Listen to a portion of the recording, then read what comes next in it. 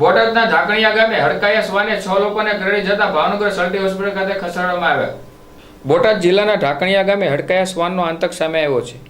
અહીં છેલ્લા ઘણા સમયથી શ્વાનને હડકવો ઉપડ્યો છે, જેના કારણે ગામ લોકોએ કરડી રહ્યો હોવાનો બનાવ સામે આવી રહ્યો છે। હડકાયા શ્વાન દ્વારા એક સાથે 6 લોકોને કરડી જતા તમામ લોકોને સારવાર માટે ભાવનગર હોસ્પિટલ ખસેડવામાં આવ્યા હતા।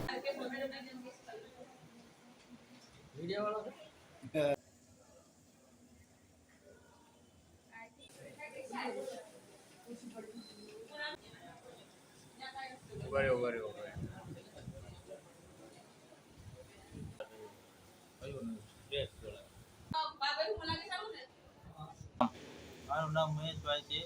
હું બોટાદથી આવ્યો છું। 6-7 જણાને કૂતરું કરડેલું છે અને સારવાર લેવા અમે અહીંયા ભાવનગર આવ્યા છીએ।